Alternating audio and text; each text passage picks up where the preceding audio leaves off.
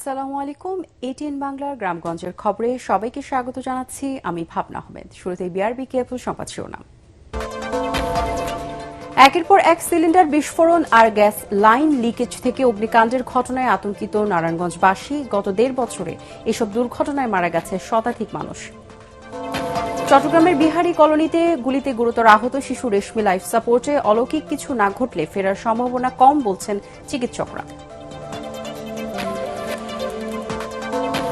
গত ২৪ ঘণ্টায় হাম ও উপসর্গে ৮ জনের মৃত্যু, শনাক্ত ১,৬১৫ জন। শিশু মৃত্যু ঠেকানোর উপর বেশি জোর দিচ্ছে সরকার, স্বাস্থ্যমন্ত্রী। এবং পাবনার ঈশ্বরদীর মুলাডুলি উচ্চ বিদ্যালয়ে রাসায়নিকের বিষক্রিয়ায় শতাধিক শিক্ষার্থী অসুস্থ, হাসপাতালে ভর্তি।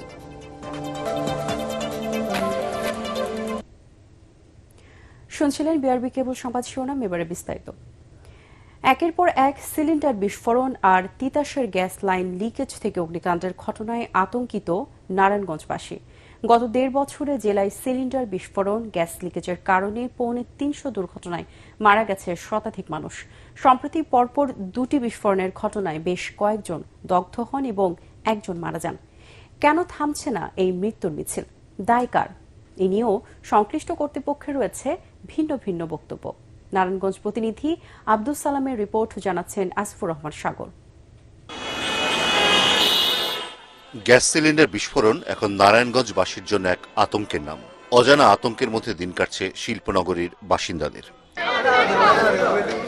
পরিসংখ্যান বলছে ২০২৫ সালের জানুয়ারি থেকে ২০২৬ সালের ১২ই মে পর্যন্ত জেলায় ২৭৫টি গ্যাস দুর্ঘটনায় মারা গেছে শতাধিক মানুষ। সর্বশেষ গত ১০ ও ১১ই মে ফতুল্লার উত্তর ভুঁইগড় ও কুতুবপুরে পৃথক ২টি বিস্ফোরণে দগ্ধ হন ৯ জন। এর মধ্যে চিকিৎসাধীন অবস্থায় মৃত্যু হয় একজনের। একের পর এক মর্মান্তিক ঘটনা ঘটলেও কর্তৃপক্ষ নির্বিকার। আমরা মারাত্মকভাবে আতঙ্কিত এবং আমরা খুবই অ্যাকচুয়ালি হতাশ। একই সাথে ৪ জন লোক দগ্ধ হয়েছে, তাদেরকে বার্ন ইউনিটে নেওয়া হয়েছে। এই ব্যাপারটা কিন্তু দেখা যাবে যে শুধুমাত্র তিতাস গ্যাস কর্তৃপক্ষের গাফলতির কারণে হয়েছে। গত বছর ৩রা মার্চ সিদ্ধিরগঞ্জে গ্যাস লিকেজ থেকে একই পরিবারের ৪ জন এবং ২৩শে আগস্ট হিরাঝিল এলাকায় ১ মাস বয়সী শিশুসহ একই পরিবারের ৭ জনের মৃত্যু হয়। গত ৭ই মে শহীদনগর এলাকায় ড্রেনের ভেতরে তিতাসের পাইপ লিকেজ থেকে আগুন লাগলে অল্পের জন্য রক্ষা পায় পুরো এলাকা। অবকাঠামোগত দুর্বলতা আর জরাজীর্ণ পাইপলাইনের কথা স্বীকার করলেও তিতাস গ্যাস কর্তৃপক্ষ দিচ্ছে কেবল সংস্কারের আশ্বাস। অনেক আগে পাইপলাইন, এগুলো দেখা গেছে প্রায় ১৫-২০ ফিট নিচে চলে গেছে। তো ওইগুলো আমরা ঠিকাদারের মাধ্যমে রিপেয়ার করি। আমরা এই লিকেজ গুলো খুব গুরুত্ব সহকারে দেখি, কারণ এই লিকেজ থেকে বড় ধরনের একটা দুর্ঘটনা ঘটতে পারে। এদিকে ফায়ার সার্ভিস বলছে সচেতনতার অভাব এবং কারিগরি ত্রুটি এসব দুর্ঘটনার মূল কারণ। তিতাসের যে প্রতিষ্ঠান আছে তাদেরকে আরো তদারকি করতে হবে, তাদেরকে যেখানে লিকেজ আছে সেগুলো বন্ধ করতে হবে এবং পাশাপাশি মানুষকে সচেতনতা বাড়ানোর জন্য যে অ্যাওয়ারনেসের যে দরকার সেটা তাদেরকে আরো বৃদ্ধি করতে হবে। নিরাপদ নগরী গড়তে সংশ্লিষ্ট দপ্তরগুলোর সাথে সমন্বয় করে দ্রুত ব্যবস্থা নেওয়ার কথা জানান জেলা প্রশাসক। তিতাস সরাসরি আমাদের নিয়ন্ত্রণাধীন প্রতিষ্ঠান না, কিন্তু অবশ্যই জেলা প্রশাসক হিসেবে আমাদের সকল ডিপার্টমেন্টেরই সমন্বয় করার তো অবশ্যই দায়িত্বপ্রাপ্ত। সেই হিসাবে তাদের সাথে আমরা প্রাথমিকভাবে কথা বলবো। যদি তাদের কোনো ধরনের কোনো বিষয় থেকে থাকে সেটা আমরা যথাযথ কর্তৃপক্ষের মাধ্যমে, আমাদের জ্বালানি খনিজ সম্পদ মন্ত্রণালয় এবং তিতাস গ্যাসের যে কর্তৃপক্ষ আছে তাদের সাথে অবশ্যই আমরা এই বিষয়ে যোগাযোগ করে ব্যবস্থা নেব। প্রতিটি দুর্ঘটনার পর তদন্ত কমিটি হয়, আসে নানা আশ্বাস, তবে বাস্তবে কাটছে না গ্যাস বিস্ফোরণে মানুষের এই মৃত্যুর মিছিল। Bureau report, ATN Bangla. চট্টগ্রামের বায়েজিদ রৌফাবাদের বিহারী কলোনিতে মায়ের জন্য পান কিনতে গিয়ে গুলিতে গুরুতর আহত ৪র্থ শ্রেণীর শিশু রেশমির অবস্থা সংকটাপন্ন। হাসপাতালের আইসিইউতে এখন লাইফ সাপোর্টে এই শিক্ষার্থী। চিকিৎসকরা বলছেন তার মস্তিষ্ক কাজ করছে না। অলৌকিক কিছু না ঘটলে ফেরার সম্ভাবনা অনেকটাই ক্ষীণ। চট্টগ্রাম থেকে বিস্তারিত জানাচ্ছেন ইরফানুল হক। হাসপাতালের বারান্দায় এখন স্বজনদের আর কোনো প্রার্থনা নেই, আছে শুধু এক বুক হাহাকার আর আক্ষেপ। চট্টগ্রাম মেডিকেল কলেজ হাসপাতালের আইসিইউতে লাইফ সাপোর্টে ছোট্ট শিশু রেশমি। চিকিৎসা বিজ্ঞানের সব যুক্তি হার মেনে যেখানে অলৌকিকত্বের অপেক্ষায় চিকিৎসকরা। চট্টগ্রামের বাইজিৎ রৌফাবাদের বিহারি কলোনি। গত বৃহস্পতিবার রাতে সেই অন্ধকার গলি এখন রেশমির পরিবারের কাছে এক দুঃস্বপ্নের নাম। টার্গেট ছিল হাসান রাজু নামের এক যুবক। লক্ষ্যভ্রষ্ট ঘাতকের গুলি শিশু রেশমির বাম চোখ ভেদ করে মস্তিষ্কে গিয়ে আটকে যায়। আমি ডাক্তারের কাছে কথা বলছি, উনি বলে যে বাস খালি দোয়া করেন আল্লাহর কাছে। বাঁচার সম্ভাবনা খুবই নাই বললেই চলে, বুঝছেন। কিন্তু যাদেরকে ধরা হয়েছে যে 6 জনকে, তাদেরকে যেন কঠিন শাস্তি হয়। হাসপাতালের আইসিইউতে এখন কৃত্রিম সাপোর্টে রাখা হয়েছে রেশমিকে, কিন্তু সময়ের সাথে সাথে নিভে আসছে আশার আলো। চিকিৎসকরা জানিয়েছেন তার শরীরের বেশিরভাগ অঙ্গই কাজ করছে না।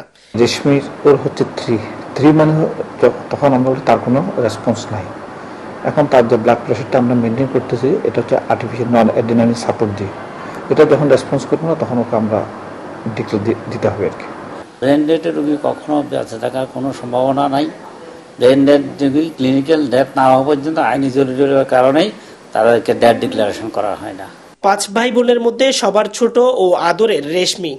সন্ত্রাসীদের অভ্যন্তরীণ কোন্দল আর অস্ত্রের ঝনঝনানি কেড়ে নিল একটি সাজানো পরিবারের হাসি।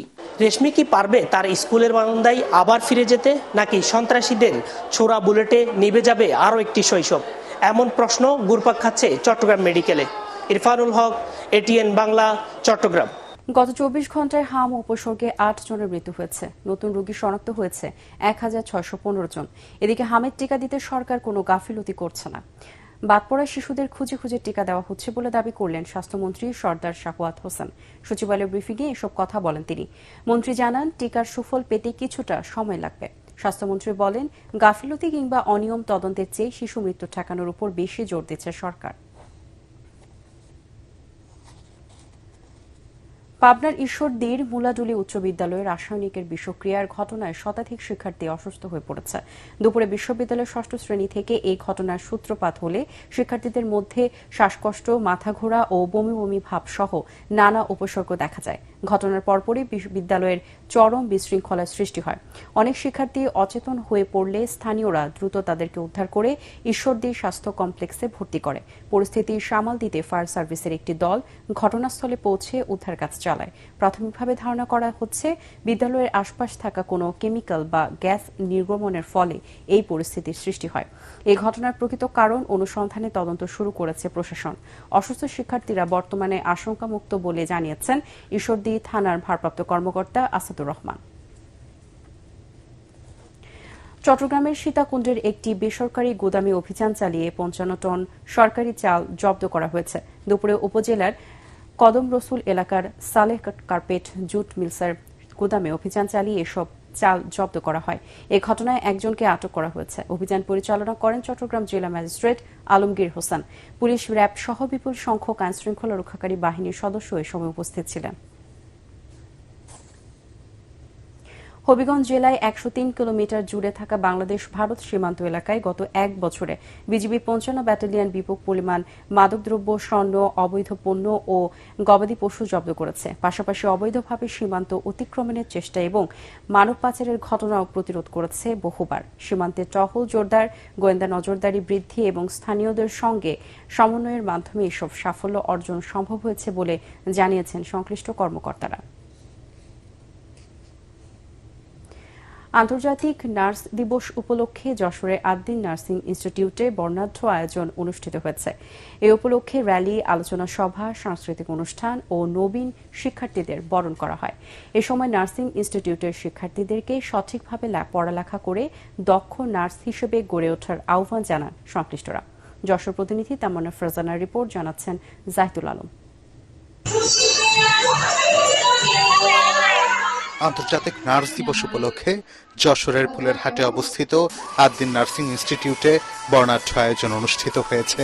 একই সঙ্গে নবীন শিক্ষার্থীদের বরণ করে নেওয়া হয় উৎসব মুখর পরিবেশে। পরে কলেজ অডিটোরিয়ামে আধুনিক নার্সিং এর পথিকৃৎ ফ্লোরেন্স নাইটেঙ্গেলের জন্মবার্ষিকী উপলক্ষে কেক কাটা হয় এবং তার জীবন ও কর্ম নিয়ে আলোচনা সভা অনুষ্ঠিত হয়। অনুষ্ঠানে প্রধান অতিথি ছিলেন আদ্দিন ফাউন্ডেশনের উপদেষ্টা ও ইউরোলজিস্ট অধ্যাপক ডাক্তার আফিকুর রহমান। আদ্দিনের যে ফ্যাসিলিটিস আছে এই ফ্যাসিলিটিস তুমি এনজয় করে এই বাংলাদেশে এই পৃথিবীর একটা বেস্ট নার্স হিসেবে তোমার প্রতিষ্ঠিত হইতে পারে, সুতরাং সেই যোগ্যতা তোমার আছে। অনুষ্ঠানে নতুন শিক্ষার্থীদের প্রতি দিক নির্দেশনামূলক বক্তব্য রাখেন আদ্দিন সকিনা মেডিকেল কলেজ হাসপাতাল ও আদ্দিন নার্সিং ইনস্টিটিউটের associate director Nazmun Nahar, nursing ইনস্টিটিউটের অধ্যক্ষ ডক্টর ফিরোজা বেগম, 500 শয্যা বিশিষ্ট আদ্দিন সকিনা মেডিকেল কলেজ হাসপাতালের পরিচালক doctor Imdadul Haque, rail road Addin Sakina medical college হাসপাতালের পরিচালক ডাক্তার শিলা পোদ্দার এবং আদ্দিন সকিনা উইমেন্স মেডিকেল কলেজের অধ্যক্ষ অধ্যাপক ডাক্তার সঞ্জয় সাহা। আপনাদের দক্ষতা ভালোবাসার কারণে সমাজে সুস্থতা এবং মানবিকতা সামনের দিকে এগিয়ে যাচ্ছে। তোমরা নিয়মিত পড়াশোনা করবে, আমাদের কথা শুনবা। অনুষ্ঠানে 21তম ব্যাচের নবীন শিক্ষার্থীদের ফুল দিয়ে শুভেচ্ছা জানানো হয়। পাশাপাশি কর্মক্ষেত্রে বিশেষ অবদানের জন্য 10 জন সিনিয়র স্টাফ নার্সকে সনদ দেয়া হয়। এখানকার সিস্টেম খুবই ভালো এবং টিচাররাও খুবই ভালো। পাশেই মেডিকেল কলেজ আছে, এখানে প্র্যাকটিসের জন্য খুব সুবিধা হয় আমাদের। এখানে সুশৃঙ্খল ল্যাব আছে, যার কারণে আমরা অত্যন্ত সুন্দরভাবে আমাদের পাঠ্য বিষয়গুলোকে চর্চা করতে পারি হাতে কলমে। আয়োজকরা জানান, নার্সিং পেশাকে আরো মানবিক, দক্ষ ও প্রযুক্তি নির্ভর করে গড়ে তোলার প্রত্যয় থেকেই এই আয়োজন।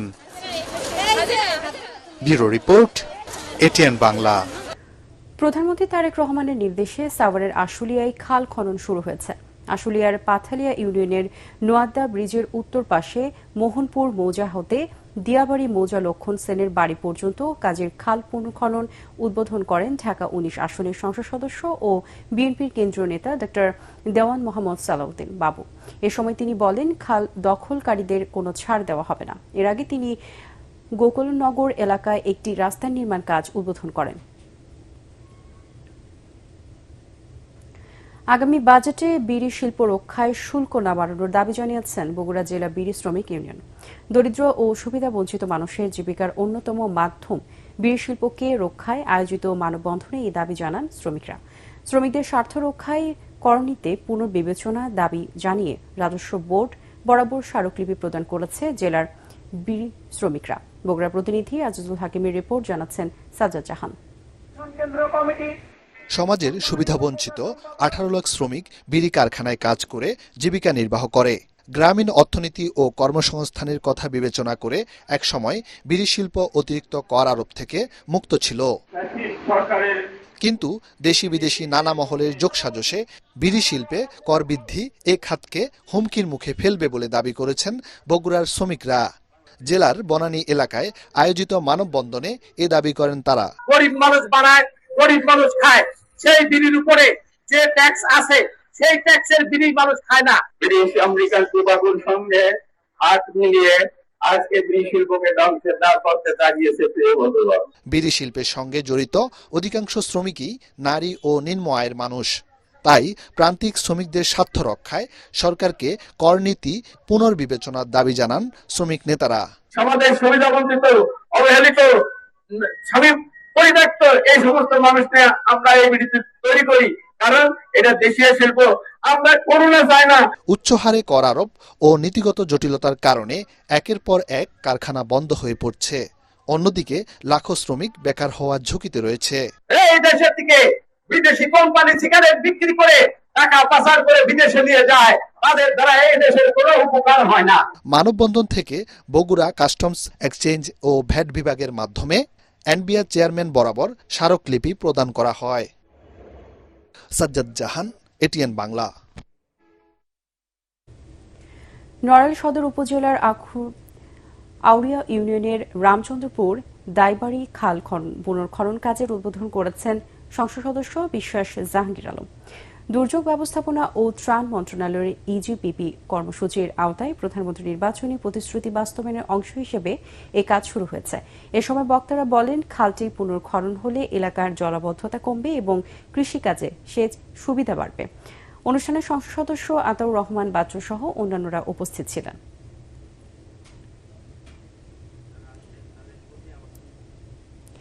বরিশালের সি&বি রোড এলাকায় বরিশাল ঢাকা মহাসড়কে অবৈধভাবে স্থাপিত পার্কটি উচ্ছেদ করেছে সিটি কর্পোরেশন। বরিশাল সিটি কর্পোরেশনের প্রশাসক অ্যাডভোকেট বিলকিস আক্তার জাহান শিরিনের নেতৃত্বে পার্কটি উচ্ছেদ করা হয়। অভিযোগ রয়েছে মোটা অঙ্কের টাকা ব্যয় করে সাবেক মেয়র শেরনিয়াবাদ সাদিক আব্দুল্লাহ তার মায়ের নামে সড়কের উপর পার্কটি স্থাপন করেছিলেন। এতে বরিশাল ঢাকা মহাসড়ক দিয়ে যানবাহন চলাচল ব্যাহত হচ্ছিল। মাদারীপুরের শিবচর উপজেলার উতরাইল হাটে সরকার নির্ধারিত মূল্যের চেয়ে বেশি খাজনা আদায়ের অভিযোগ উঠেছে ইজারাদারের বিরুদ্ধে। এতে করে হাটে আসা ক্ষুদ্র ও মাঝারি বিক্রেতাদের মধ্যে অসন্তোষ ও ক্ষোভ বিরাজ করছে। ভুক্তভোগীরা জানান, উতরাইল পাটের বাজারে মন প্রতি খাজনা রাখা হচ্ছে ৩০ টাকা। ৭,০০০ টাকার বিক্রি করা একটি ছাগলের খাজনা নেওয়া হচ্ছে ৭০০ টাকা। প্রতিবাদ করলে হাটে বসতে দিচ্ছে না। বিষয়টি দ্রুত তদন্ত করে ব্যবস্থা নেওয়ার দাবি জানিয়েছেন ক্ষতিগ্রস্তরা।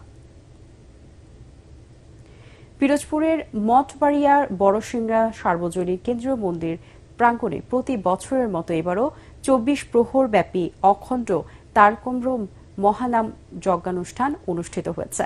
অনুষ্ঠানে মঠবাড়িয়া সার্কেলের অতিরিক্ত পুলিশ সুপার পার্থ চক্রবর্তী, মঠবাড়িয়া উপজেলা বিএনপির সভাপতি জসিমউদ্দিন ফরাজি, সাধারণ সম্পাদক মিজানুর রহমান ও পিরোজপুর জেলা হিন্দু মহাজোটের সাধারণ সম্পাদক সুপাতি হালদার সহ বিভিন্ন শ্রেণী পেশার মানুষ উপস্থিত ছিলেন। পরে মহানাম যজ্ঞানুষ্ঠানে আগত অতিথিদের আপ্যায়ন সহ ভক্তদের মাঝে প্রসাদ বিতরণ করা হয়।